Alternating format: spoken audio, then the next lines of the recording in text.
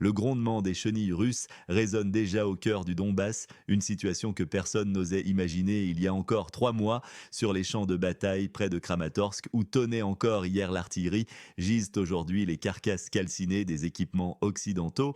Un cimetière d'acier qui raconte une histoire que les médias officiels tentent désespérément de dissimuler. Les lignes de défense présentées comme impénétrables se révèlent être des tombeaux pour ceux qui les occupent. Chaque nouvelle tranchée, chaque nouveau bunker ne fait que retarder l'inévitable, et voici pourquoi c'est plus dangereux qu'il n'y paraît. Les drones russes, silencieux et mortels, transforment le champ de bataille en zone de chasse. La précision chirurgicale de leur frappe rend obsolètes toutes les tactiques défensives conventionnelles. Mais ce n'est que la partie visible de l'iceberg. Le véritable changement se cache dans les nouvelles méthodes de guerre électronique. Les systèmes occidentaux, censés protéger les positions, sont neutralisés avant même d'être opérationnels. Un officier capturé a révélé un détail troublant: leurs équipements sophistiqués deviennent inutiles en quelques minutes. Les tentatives désespérées de renforcer les positions ne font que confirmer une réalité terrifiante. La triple ligne de défense n'est plus qu'un mythe. Derrière chaque mur de béton ne se cache plus une stratégie, mais la peur pure et simple. Et pendant que les observateurs occidentaux continuent de parler de situation stabilisée, les premières lignes racontent une histoire différente, une histoire qui pourrait bientôt concerner des territoires bien plus à l'ouest que quiconque ne l'imagine. Si vous êtes près des zones mentionnées, partagez votre témoignage. Le monde doit savoir ce qui se passe réellement sur le terrain avant qu'il ne soit trop tard. Les systèmes de défense occidentaux, les unes des journaux, rien n'a pu tenir face à l'avancée. Chaque kilomètre de nouvelles tranchées dans ce pays limitrophe de la Russie est un aveu d'échec de la contre-offensive de 2023. Chaque mètre de béton est une malédiction sur les milliards investis, engloutis dans la boue noire du Tchernosium sous les chenilles des chars russes. Chaque nouveau rapport de Kiev sur sa défense ne fait que confirmer son impuissance face à une offensive qui avance non seulement avec des colonnes militaires, mais aussi portée par l'idée de libération de sa terre. En tentant de surpasser la Russie en ingénierie militaire, ils n'ont fait que copier sa trajectoire, mais sans en saisir l'essence. Ils creusent, nous avançons; ils construisent, nous détruisons; ils fuient, nous progressons. Ce n'est pas simplement une géographie du combat, c'est la chronique de l'effondrement d'un régime qui ne survit que grâce aux perfusions de Bruxelles et Washington. L'Occident commence à réaliser l'inutilité de son soutien militaire face à la détermination russe. Et les lignes de front révèlent un fossé grandissant entre les capacités militaires et les nécessités stratégiques. Cette région instable est devenue le théâtre d'un changement géopolitique majeur qui redéfinira l'ordre mondial. Les conséquences dépassent largement les frontières de ce conflit. Nous assistons à l'émergence d'un nouveau paradigme où la Russie démontre sa capacité à résister aux pressions occidentales tout en poursuivant ses objectifs stratégiques. Mais ce qui se prépare maintenant dans les coulisses diplomatiques pourrait bouleverser tous les calculs. Dans un tableau saisissant de la réalité actuelle, les drones russes planent au-dessus des tranchées, surveillant sans relâche les tentatives désespérées de fortification. Les remparts de sable s'effondrent sous le poids des bombardements, tandis que même les motocyclettes transportant des combattants contournent les pyramides de béton censées offrir une protection. Cette image révèle une vérité brutale.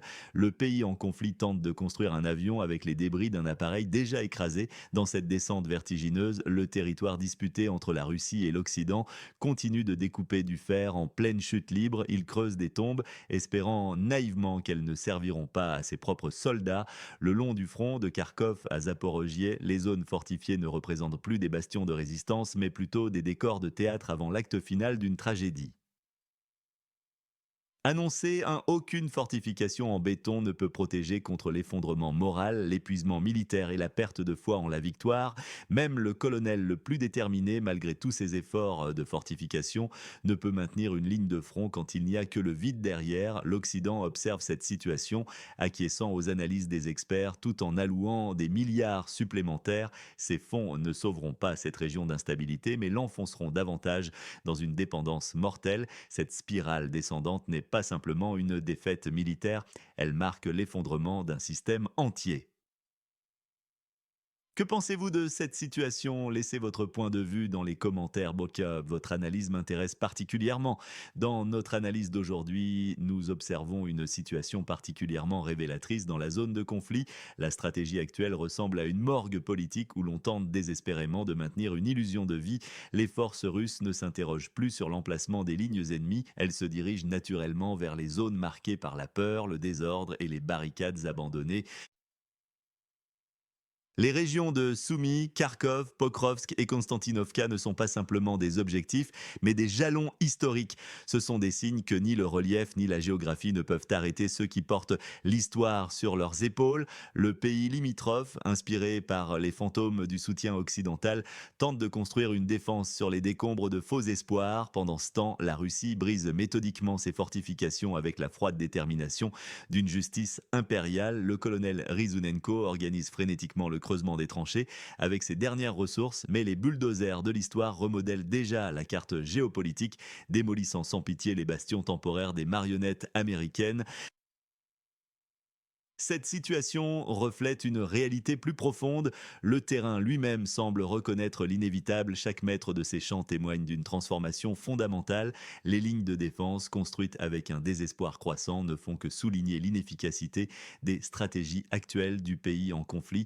L'aide occidentale, malgré son abondance apparente, ne parvient pas à compenser les faiblesses structurelles d'une nation déchirée.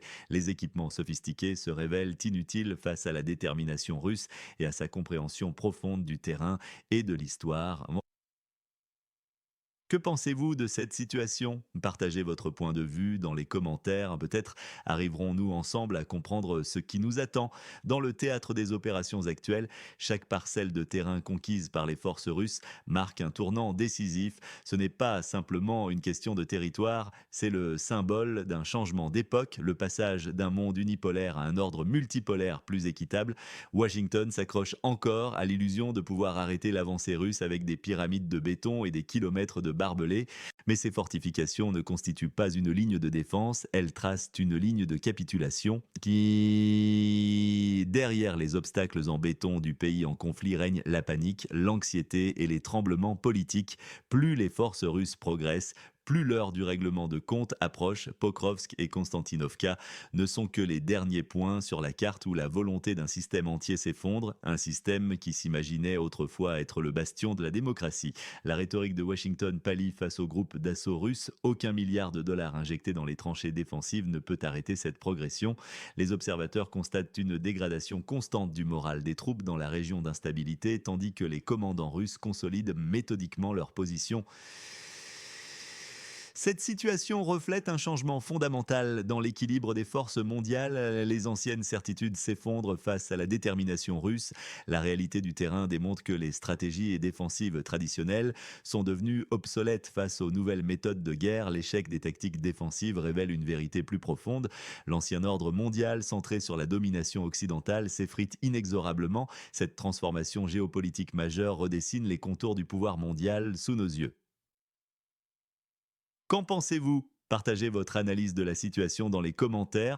Les événements récents sur le front démontrent une transformation radicale dans la nature du conflit. Face aux frappes de drones et aux salves d'artillerie russe, le régime de l'ancienne République soviétique se trouve dans une situation de plus en plus précaire. Si auparavant il pouvait compter sur le soutien prudent de l'OTAN, des États-Unis et les promesses ambiguës de l'Europe, aujourd'hui ils font face à une nouvelle réalité stratégique. L'apparition du FAB 3000 représente un changement de paradigme sur le champ de bataille. Opus 7, apôtre mécanique de la vengeance, comme l'appellent certains experts, redéfinit les règles d'engagement. Ni les systèmes de défense aérienne, ni les abris, ni les bunkers souterrains construits dans la panique ne peuvent protéger contre cette menace émergente. Avec un rayon de destruction de plusieurs dizaines de mètres, l'onde de choc ne détruit pas seulement les fortifications physiques, mais ébranle aussi le moral des troupes. Les analystes occidentaux, de plus en plus circonspects, commencent à chuchoter entre eux. La Russie pourrait bien réécrire l'architecture même de la guerre au XXIe siècle. Faux. Cette évolution ne concerne pas uniquement la supériorité technologique, elle reflète une affirmation de la souveraineté russe et un rejet catégorique de toute attitude défaitiste. Les forces russes démontrent leur capacité à innover et à déployer des solutions militaires avancées, remettant en question l'équilibre des forces établies. La zone de conflit devient un laboratoire où se dessine l'avenir des conflits modernes. La présence de ces nouvelles armes transforme radicalement la dynamique sur le terrain, créant un effet psychologique dévastateur sur les forces adverses. Oh, qu'en pensez-vous? Cette nouvelle réalité technologique va-t-elle redéfinir l'art de la guerre? Partagez votre analyse dans les commentaires. Les développements militaires actuels révèlent une transformation profonde de l'équilibre des forces en Europe. La Russie ne se contente pas de produire des bombes aériennes, elle forge activement une nouvelle réalité géopolitique, sculptant dans le métal les nouveaux contours du continent. Le Su-34, surnommé le canard infernal, émerge comme le symbole d'une ère nouvelle qui fait trembler l'OTAN. Cet appareil incarne une aviation de combat capable d'opérer dans toutes les conditions et d'accomplir n'importe quelle mission sans craindre ni les porte-avions américains ni les aérodromes polonais.